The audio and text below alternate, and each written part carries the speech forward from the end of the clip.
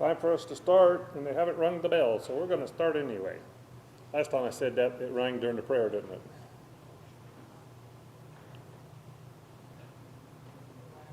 Well, they should have waited until prayer was over before. They probably couldn't hear it.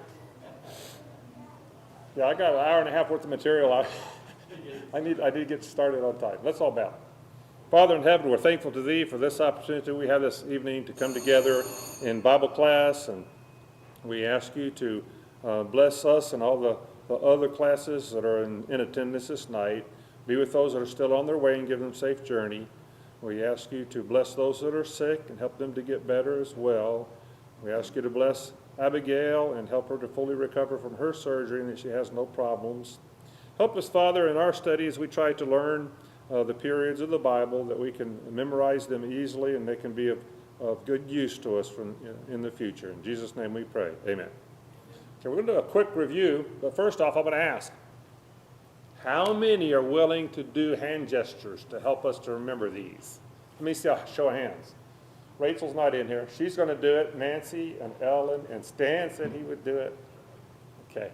Probably some others will join up with us once they see us doing it. So that'll be an encouragement to us. Now, why do we do that?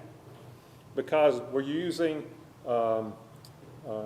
sight, we use our voice, we use our ears, and we use our hands to help us. And when all those are working together, it helps us to memorize and to remember. Okay? So does anybody remember what the first period is we talked about last week? What's it called? Before the flood. Thank you, Tommy. Very good. Let's see. What were some of the major events that we studied? Creation. Fall of man. Very good. Yes. I'm not sure if we're adding it. Give me some names. And who else? Adam and Eve. Thank you. Thank you very much. Creation, Adam and Eve, the fall, and Cain and Abel. Those are the first 4 chapters. And the 5th chapter is a genealogy of who to where. Do you remember? Adam to Noah. So that's the transition. That's the transition there. And the chapters are Genesis chapter 1 through 5. Right. I got, let me show you the sign for before the flood. What happened at the beginning? Genesis 1:1. In the beginning, God created the heavens and the earth. This is God creating the heavens and the earth. All you do is take your hands, put them in a circle, and that's not the sun, that's the earth. So that's what you'll do. And then we'll transition to the next one. So that's an easy one to remember. Commit that to memory. So one quick thing that Donna told me to help us to remember the days of creation. Don't want to spend a lot of time on it. We've got to move fast. But there are certain things I talked about last Wednesday about certain lists maybe that we might be interested in memorizing. Okay, 10 Commandments, for example. All the books of the Bible, we should already have those memorized as adults. Obviously, we do, but there are some of us that are new or young or new converts that may not have done that yet. But the days of creation. In chapter 1, if you think verses 3, 6, 9, that's easy to remember, isn't it? 3, 6, 9, those are the first 3 days. And then 14, 20, and 24, those are the last 3 days, the 4th, 5th, and 6th day. Think of the first 3 days as days of preparation. What happened on the first day? Day and night was created, right? What happened on the second day? The sky and waters. Just remember sky and waters. Water below, water above, and the sky in between. Sky and waters, right? What happened on the third day? Oceans and land, okay? Now, if you think about those 3 things, now you can say what happens. So if the first day is day and night, what's the 4th day? Think day and night, sun, moon, and stars, right? Easy peasy, right? So the second day, what was the second day? Skies and waters, right? So what happens on the 5th day? Ocean creatures and sky, birds, right? Got that? And the 4th day? What was the 3rd day? Land and oceans. So now we got land, and what happens on the 6th day? land creatures, and man. There you go. So work on that. Maybe that'll help us to remember those, and we'll try to memorize those. Okay. So we talked about the genealogy. It's Adam to Noah. How long did that take? If you add up all the years that are in that genealogy, and I gave you a figure. Do you remember? You don't have to remember the exact number. 1,600 is close enough. It was about 1,600 years. Okay. And how many people were we talking about? By the time we get to Noah, about how many people do we say it could be? 1,600 years is a long time. Remember, people are living a long time, and they're being fruitful and multiplying, so they're having babies every year, every 9 months. I don't know about that, but they're having lots of babies. So it could be in the millions. It could be a lot of people, okay? And they have already spread out. So we just kind of keep that in mind. And remember, that's the thing. The story of the Bible is a story about the genealogy of who? Let's go over here. Genesis to who? Jesus. It's the messianic genealogy, right? But when you start with Adam, you got lots of branches from this upside down tree, don't you? That's where all these people come from. Okay, you did your lessons tonight, so you know what the second thing is. Before the flood, it's real hard to remember now. What's the second historical period? The flood. Before the flood. The flood gives it away, right? So before the flood, that's what we're starting to talk about tonight. And after that, the third period is scattering of the people. We'll talk about the link to that. Okay, well, remember this will help you. The first 4 periods comprise all of Genesis. Okay, we're going to get to patriarchs, the 4th, right? But we're going to end up remembering the chapters, and that's going to be take care of all of Genesis. So you did the lesson. Let's talk about, we're just working on the 3 cycle quotes right now, and we're going to get into a little more of the details. But this is what we want to learn. We want to learn these periods. We want to learn events in each period. We want to learn the scriptural boundaries of those periods. And if we can, throw in there maybe the years, that'd be great, like a timeline. But we're keeping the major events kind of short right now because we just don't want to overdo it. But you did the lesson, so for the flood, names the major events. What were they? Throw that out there. Mention a name. Noah's Ark. Noah. Yeah, Noah builds the ark. Absolutely. What else? What else happened?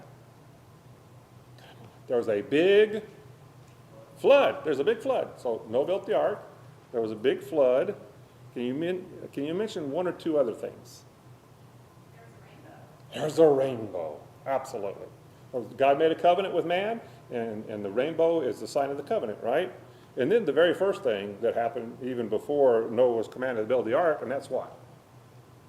What did these millions of people do? Turn away from God. Right, absolutely. If you look at our lesson book there on the left page, Brother Holt's got it down there. Genesis 6, 5, and 6. God saw the wickedness of man was great in the earth, and that every imagination of the thoughts of his heart was only evil continually. It's a pretty despicable people, For that to be true, they had to be worse than present society. And I gotta say, and we gotta agree, present society is nothing to brag about. There's a lot of evil in the world today, but these people were even worse. They were so bad that God wanted to do what? Huh? Don't be afraid of your voices. Gotta speak up so I can hear. Destroy them all, including all the animals. I don't think he was displeased with the animals, but they were a collateral damage. Would you agree that that's probably right? Because the animals didn't sin, but to kill all those people, he had to kill the land, at least the land creatures and the birds. Okay? So, yeah. Verse 3 is very interesting. What does verse 3 say? Verse 3 says, the Lord said, my spirit shall not strive with man forever, for he is indeed flesh, yet his days shall be 120 years. That's an interesting phrase. It can be taken 2 ways. I think the proper way is that is when he called Noah to do what he did, and he gave Noah 120 years for the people to repent. Now, some people are not going to hear the preaching, are they? Because they're too far away. But the people within his influence would definitely hear the preaching, and they had an opportunity to repent, didn't they? Absolutely, they did. We know that this probably fits because when he would have been 480 at the time. When he was 500, his two sons were born, or his three sons were born. It would help him build the ark, right? And he was 600 when the flood came, so it took him a while to build this ark. All right. Didn't ask the chapters. That was part of our periods of time, right? Or the sign. Would you like to see the sign? Say yes. Okay. What's this? Perfect. Right, and it stands for before the flood. So this is the flood. What? Explain that. What is that? The water's going up. It's the children in Donna's class that did the fingers. And she asked them, what's the fingers for? And what did they say? What's the fingers for? It's the waves on the water. So that's the flood. All right? So very good. And the chapters are, we know it's not 5 because that's the end of the first one. We're starting with 6 and we're going to when? You did the lesson. You know how many it is. It's easy because 11 is Tower of Babel, right? So it's 6 to 10. All right. Okay, so we got that down. And we got the major events down, don't we? Mankind is judged. Noah builds the ark. There's a big flood, and there's a covenant and a rainbow. Now, we get along a little further in some of the other periods because the list is going to get longer. But we're going to start with just major things, and we're going to add to it. And if we're successful at this, we'll be able to memorize a fair amount of material. But most of this material you already know. You just can't recite it by periods, all right? So anyway, we talked about God commanded him and telling him what to do. And we won't go over the details of how he is to build the ark, but we know that he did build it. And when he did, the scripture says Noah did all that God commanded him, didn't he? Okay. And we see a couple of passages that are included from our author. For example, I like what Jesus said. You know, it helps a whole lot when you're trying to convince somebody who doesn't believe in the flood, if you can quote Jesus talking about the flood, right? And we've got that in our lesson, don't we? Matthew 24, 37 through 39, Jesus is speaking. And he said, and he's trying to convince them to be ready, to watch and be ready. He could have been talking about two things. He could have been talking about the fall of Jerusalem, which is probably what he was talking about, but could also apply it to what? The second coming, right? So always be watchful and be ready. And he says, but as the days of Noah were, so also will the coming of the Son of Man be, for as in the days before the flood, they were what? What were they doing? Eating, drinking, marrying, giving in marriage. They were just doing the same things that anybody does, right? They were just going along with their secular lives. And they were fat, dumb, and happy, right? They didn't know what was fixing to happen. And Jesus said, until the day that Noah entered the ark and did not know until the flood came and took them all away, so also will the coming of the Son of Man be. Can you imagine that? If you're living far away, you don't know anything about an ark, and you've never seen it rain before. I think that's the truth. It hasn't rained yet. All of a sudden, you see waterfalls falling from the sky, and it doesn't stop. It just keeps raining and raining and raining. The water starts going up. You start going to the higher hills. You get as high as you can, and you can't get away from it. It just gets higher and higher and higher until you're floating in the water. Everybody's floating, and you can only float so long. God takes vengeance on those that sin, don't he? Yeah. But we were told in Genesis 6:9 that Noah was a just man, perfect in his generations. Noah walked with God. Who else walked with God we talked about last time? And he was translated so he wouldn't see death? Enoch. We talked about him, didn't we? Genesis 5:24. All right. Okay. Let me catch up to my notes here. Okay, some other things that happened. These are some like minor events. And we can't do a verse-by-verse study because it would just take entirely too long, wouldn't it? But hopefully you at least scan the passage. It doesn't take very long to read them. Can you all think of some other things that happened?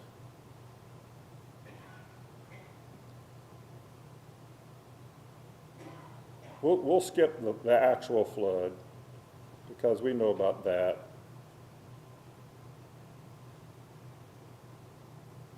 One mention in the book was the sin of Noah following the Yes, time yes. So of drunkenness. is there a cautionary tale in that, Stan? Yeah. Oh, for sure there is. Because he was the righteous, the righteous one that escaped flood in his family, but even he fell at that time and caused a lot of problems. So that would be something we're going to add to our list, isn't it? Because that's something we want to remember as being in this time period. Now, we are agreed, Stan just said it, Noah did sin, right? What was his sin? What did he do that was wrong?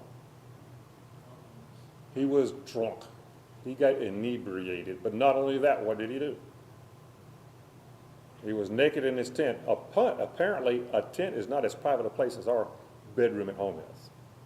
Okay? People come in and out of the tent. And so that was wrong. But who else sinned?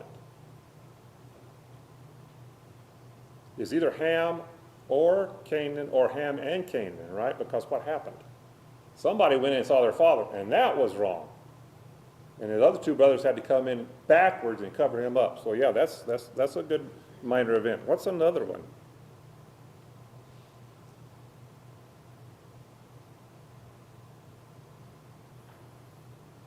Before he did that, what did he do as soon as he came out of the ark? Built what? What did he build? Built an altar and did what on it? Yes, animal sacrifices, right? There was a reason why he took how many extra of the clean animals and birds? How many extra? It was 2 by 2 except for these. How many extra was it? 7, exactly. 7 extra. Some say it was so they would have something to eat. What do you think about that? Well, as far as the why of it, it doesn't say the why. It does show that it was offered. The others definitely. We know they didn't eat meat, though. Oh, that's right. They were vegetarians. I never realized that until you go back and review this and read these scriptures here, that God doesn't give meat to eat until after the flood. Everybody was vegetarians. It's interesting, isn't it? From the Garden of Eden, he told Adam and Eve what? Everything in the garden. All the herbs, the fruits, except that one tree. Remember that. You can eat all of that. And he cursed the ground. So that it was so hard even just to eat the vegetables that they had to work for because of their sin. I thought it was just normal like it is for us. But no, it's not, because in our lesson tonight, what did God do? He lifted the curse. So it was especially hard for them to grow their own food. But he lifted the curse that he put on the ground. There's not been a curse on the ground ever since. So it was a lot easier for them to raise food.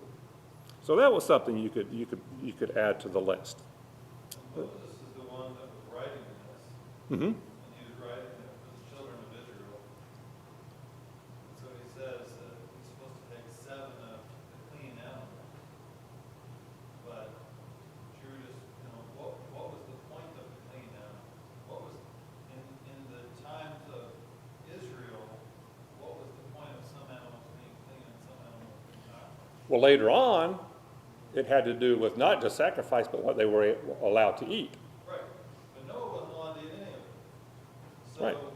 God didn't say to him, bring 7 of the clean animals. But Noah would have been like, what are you talking about? All animals are filthy. Animals are filthy things. Don't know what you're talking about. Right? This was Moses conveying something to the Israelites. So God conveyed to him, hey, I want you to bring 7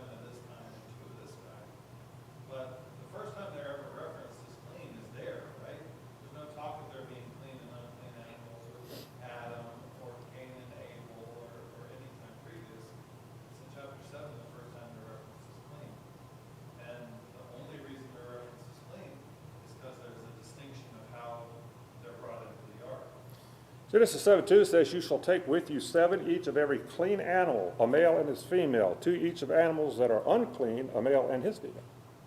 So what's your point? Well, my point is that God says that, right? Right.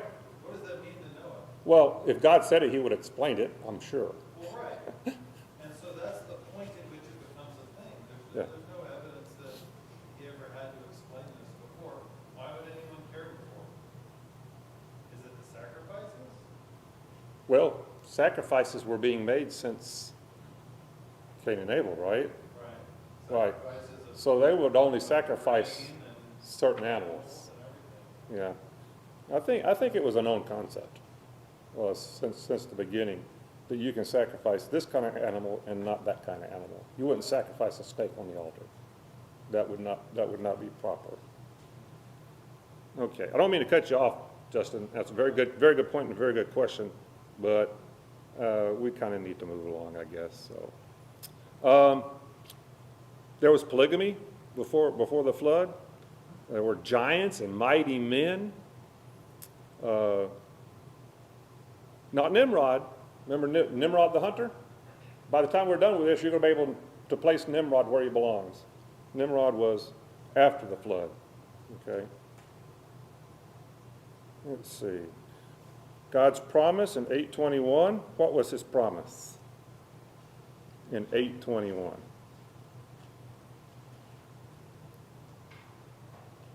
Not destroy the world again with water? Not yet. He's going to say that later. Never again curse the ground. Right. Never again curse the ground. Although the imagination of man's heart is evil from his youth, nor will I again destroy every living thing as I've done. So those are the 2 promises he made in that verse. And then he says the one that we're familiar with. While the earth remains, seed time and harvest, cold and heat, winter and summer, and day and night shall not cease. What's the important line in there? The first one. What's the first line? While the earth While the earth remains. This is not a promise that the earth will not be destroyed. It's going to be destroyed, right? But he said, as long as the earth exists until I destroy it, then I won't interfere with the natural course of events. That does indicate to us somewhat the idea of the continued apocalyptic warnings that science gives us about the destruction of our Earth, not the universe, but our Earth, Mm-hmm. is not in keeping with God's will. Mm-hmm. God's going to destroy it, and until he does, it's going to fade. That's right. When it happens, it's going to be God's doing. That's Stan's point. When it happens. Now, there's something else we haven't talked about that we could add to our list. It happens early in chapter 9. What is it? We talked about eating of meat. That's first in chapter 9. It says, the fear of you will be on all animals because now they can kill you and eat you. Okay? Every moving thing that lives shall be food for you. I've given you all things even as the green herbs. That kind of brings to question the idea of eating clean and unclean, doesn't it? But anyway, what I'm talking about is verse 5.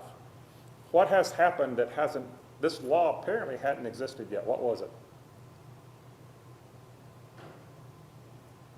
Life for life, right? If you kill somebody, right, what's going to happen to you? You're going to be executed. All right, so this is new. God made this law, and that's something that we could add to it. Okay? So let's talk about the genealogy a little bit. I don't want to talk a lot about it, but just wanted to point out that the genealogy in chapter 10 is a special. It's called the Table of Nations by some. And it has to do with the spread of the nations. Its purpose is not to show the messianic lineage, okay? It gives a partial descent of the 3 sons, Japheth, Ham, and Shem. A partial genealogy, but not to Abraham. It stops a little bit short. And verse 25 mentions that Eber had 2 sons, Peleg and Joktan.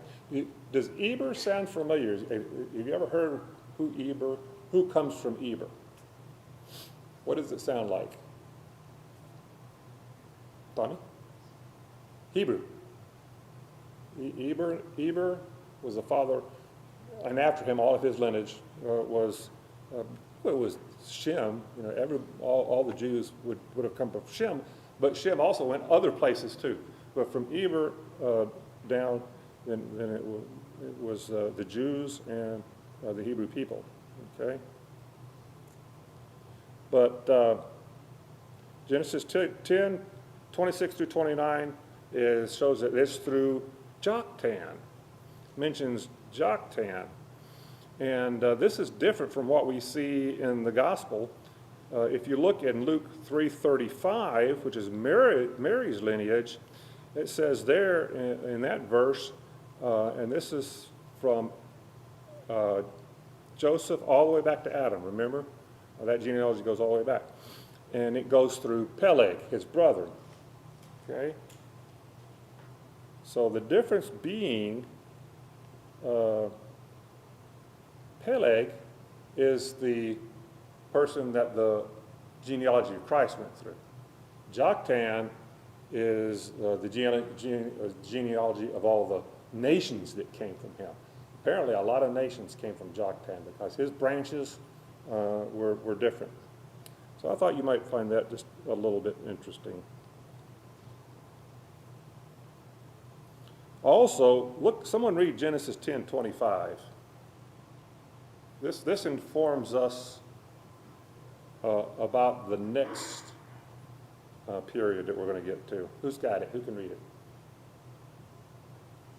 Genesis 10:25, Tommy? To Eber were born two sons. Named one was Peleg. In his days the earth was divided, and his brother's name was Joktan. How many times have we read over that verse and it never occurred to us what that meant? We just passed by it because I don't know what it means, right? In his day, the earth was divided. Well, the earth, little earth wasn't divided, right? It's the same earth. So what was he talking about? Yeah. The people were divided. Exactly. Apparently that's what it's talking about. Okay. Let's see here. We're ready to move on, I think. We are to the third period of Bible history. This is so exciting. What's the first one? No one's doing it with me. What's the first one? What is it? Before the flood. Before the flood. And then this is, what's next? The flood. And what's next? Boom. Very good. You hit it first. This is building the Tower of Babel. And then you do this. That's the scattering of the people. Okay? So, before the flood, scattering of the people. And that's what we're going to look at right now is number 3, the scattering of the people. And that's all in the first verses of Genesis 11 because most of the chapter is another genealogy. Lots of genealogies. So there's not a whole lot to mention when it comes to our list of events, when it comes to those first 11 verses or so in that chapter. So give me at least 2. The obvious one, built the Tower of Babel, right? So yeah, what's the next one? Not this one.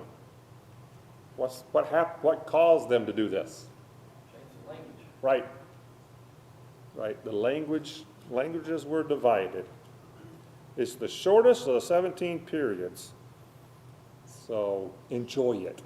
It is kind of interesting that on the day of Pentecost, everyone was able to hear the gospel spoken in their own language. And instead, almost the opposite was being done specifically by God.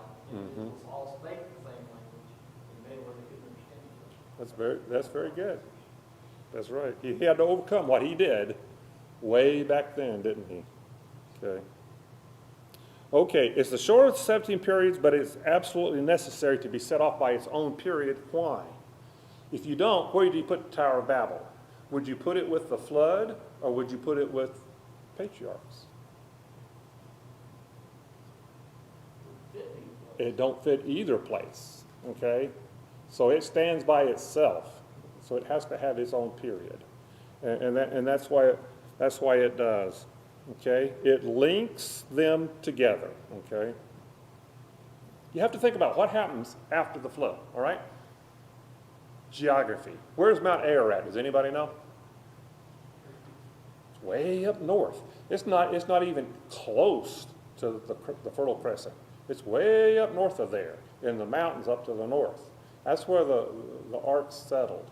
And they sit up there for about 5 months after they had landed on, for the water even got low enough they could even see anything, but finally it got dry enough where they could come out. And as soon as he came down, he built the ark and he offered the sacrifices, but he didn't stay there. Where did he go? To the plain of Shinar. Where is that?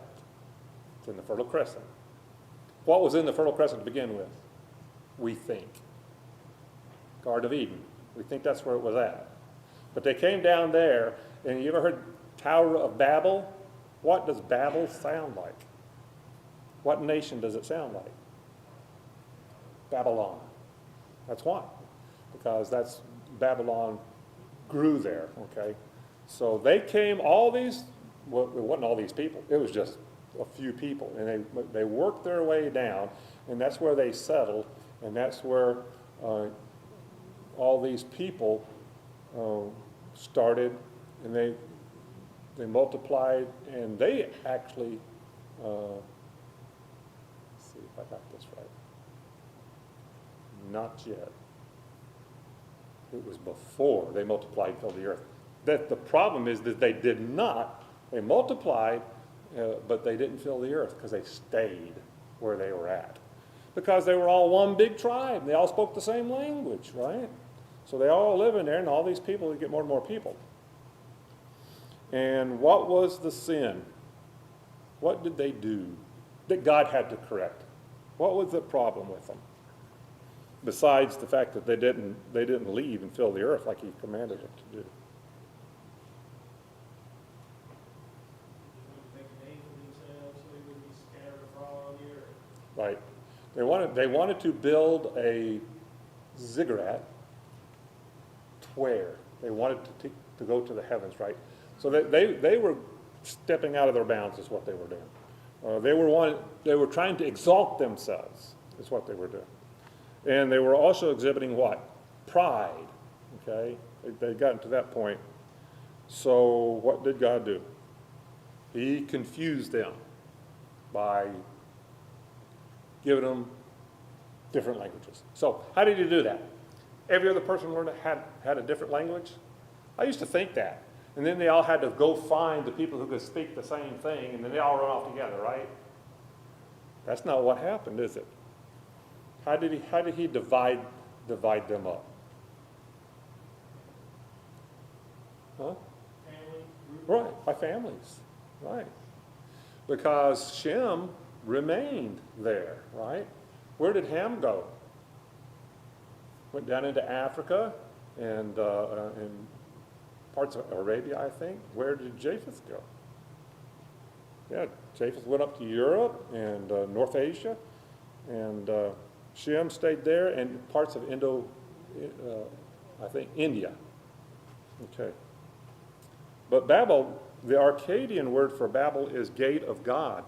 The Hebrew word is confused. So it's interesting. The people, they were looking for a gateway to God, to the gods. Now, we don't know if they actually were worshiping false gods yet, but they weren't thinking of Babel as confusion. That's the Hebrew word, confusion. Okay. So I try to figure out. It was just a handful of generations after they had gotten there, 4 or 5 generations, and people that were mentioned in the genealogy, they were born pretty young to their father. Their father would be 30, 34, 35. So you only had about 130 years by the time you got to Peleg. Why is that important again? Why is it important when we got to Peleg? Because with Peleg, the earth was divided. That's when the nations were created, right? So we're talking not millions, of course, but we are talking a lot of people, tens of thousands of people, if not more than that. And when you got that many people and they start having lots of babies, things happen really quick, even in 130 years. And so that's why Genesis 10 is not a genealogy of the Messiah. It's a table of the nations. as far as when they actually started to go and worship false gods, Josephus, which I find to be relatively trustworthy in his histories of the Jewish people, for example, he wrote in his books that Nimrod led the people away from God. You've heard that, Tommy? Tommy's nodding. Nimrod lived in Babylon. He lived right there in that same area. So he was part of that family and stayed with them, and he caused problems, didn't he? Okay. All righty. Let's see here. Okay. All right. I think that's pretty much it. We got enough time to do some other stuff. Yes? One thing I think is real interesting is that in verse 4, they wanted to make a name for themselves, lest they be scattered, and in verse 8, God scattered. Yes. They got very scattered, didn't they? Because God didn't scatter them. They scattered themselves, didn't they? They had to get away from these other people because we can't talk to each other. That's going to cause a lot of problems, right? So they would get off on their own and do their thing, and they would get off on their own and they would do their thing. Okay. It's an interesting repeated theme because you've got Adam and Eve who look at the fruit and it's desirable because Satan said, eat this and you'll become like God, and then you have them being scattered out of the garden. Mm-hmm. And then here you have them trying to make a tower to heaven again to try to put themselves on par with God, and they get scattered. That's true. That's correct. Now, the rest of Genesis 11, there is another genealogy. And whose genealogy is that? Shem's. And it goes to who, Tommy? Abraham. Now, why is that important? This is a transition, isn't it? They're showing a transition now. They're skipping a lot of stuff here, but because we're fixing to chapter 12, do what? We're going to go straight to Abraham, aren't we? All right. And we'll be talking about number 4, the patriarchs. So, want the sign for the patriarchs? It's real hard. You're going to have to concentrate so you can get this. You ready? You got it? Let's see it. Very good. Very good. It wasn't 4 patriarchs. Who were the patriarchs? Abraham? Isaac? Who else? Jacob. Y'all are shy.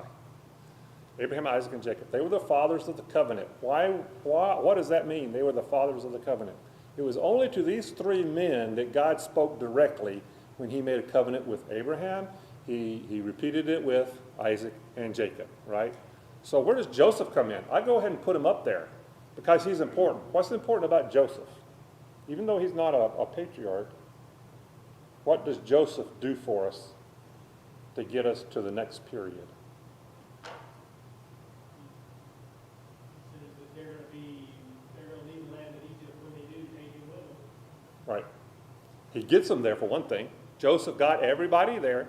It wasn't a big group of people, but when they left, it was a huge group of people. But Joseph was the transition. He was the link to the next period. So just this is Abraham, this is Isaac, this is Jacob, and this is Joseph. Even though he's not a patriarch, we still got him in here. He didn't even have a tribe, did he? What was Joseph's tribe? He was a son of Israel. Right? Y'all remember what his tribe was? Joseph himself didn't have a tribe, but there were tribes that came from his sons. None of the sons had a tribe because none of the sons were around when the tribes were a thing. Right, but they were Same way called. Abraham wasn't a Jew. Right, but they were, the tribes were called after them, right? Ephraim and Manasseh, and there was 2 of them because Joseph got the double portion, right? He was adopted. He was a son, but his father adopted his children. Why did he have to adopt his children? They were Egyptian, right? Egyptian mother. So he adopted them and gave them a double portion, so they each had their own tribe. Ephraim got so big that the Bible even referred to the northern kingdom as Ephraim. I thought that was interesting to share that with you. So that's part of what we'll learn when we start talking about the patriarchs. Okay. All right, let's look at our questions. We got 5 minutes to cover those. That's unusual that we have that chance. Here I got a list down here. Japheth was the Indo-European nations. Ham, Africa, Canaan, part of the Middle East, and Shem was the Semitic people, including the Hebrews. There were other people beside the Hebrews, of course, that came from Shem. All righty. So these questions weren't too tough, and we already looked at some of them, didn't we? Hebrews 11:7, by faith Noah, being divinely warned of things not yet seen, moved with godly fear, did what? Prepared an ark, didn't he? He was moved with godly fear. You got to wonder, and sometimes I do, how is it that he learned to fear God? Because there wasn't much going on, apparently, religiously around him. There were religious people before, but by his time, by the time he got to be old enough to answer the call of God to do this, there was no one else there. I do believe, though, that there are in some men a very strong inclination that maybe is not present with their generation. I think that was the case with Josiah, with Daniel, with a lot, individuals, that it wasn't so much what was external to them. It was David being another example of something that was internal to them. Mm-hmm. And apparently there was enough knowledge of God for him to be diligent. Yeah. And surely among the people. It's sort of like Romans 1 talks about, right? They should have known about God. They should have heard through all those times, the stories that came from Adam. All right, how do we know that Noah preached to the people? It doesn't say that in our chapter we just read. Where does it say that? 2 Peter 2:5. He says that he was a preacher of righteousness. If he was a preacher of righteousness, who was he preaching to? The people who are making fun of him, building this big boat. What are you doing? No, right? And he preached to them. He told them what was going to happen. He tried to warn them, didn't he? Deuteronomy 6:24, and the Lord commanded us to observe all these statutes, to fear the Lord our God, for why? For why? For our good always, right? And Deuteronomy 12:28, observe and obey all these words which I command you, that it may go well with you and your children after you forever, when you do what is what? In the sight of the Lord. Good and right. Yes, sir. The fear of the Lord is the beginning of wisdom. A good understanding have all those who do his commandments. His praise endures forever. And finally, and this is very apropos for the people at the Tower of Babel. Proverbs 16:18. What goes before destruction? Pride. Pride goes before destruction, and a haughty spirit before a fall. Right? And then Mark 7:21 adds pride with a long list of some very bad things. For from within out of the heart of men proceed evil thoughts, adulteries, fornications, murders, thefts, covetous, wickedness, deceit, lewdness, an evil eye, blasphemies, pride, foolishness. All these evil things come from within and defile a man. Pride. And I'm convinced pride causes more problems for people than just about anything else. It leads you to do all kinds of wrong things. If you were completely selfless before God, there's a lot of things that you wouldn't have problems with. Huh? Okay. Principally doing what you want to do rather than what God wants you to do. That's right. So I got 5 extra books, and I got the 3-cycle approach by Bob Waldron. I got a couple of those because only Rachel asked for one, but I forgot to bring them. They'll be here soon. Does anybody right now need a book? Okay, exactly. There'll be a book here Sunday, okay? Right. Do the sign one more time. Huh? Oh, let's do it again. All right, let's start with, what's the first period? Pre-flood. Okay, before the flood. Before the flood, what's next? The flood, right? And what comes after the flood?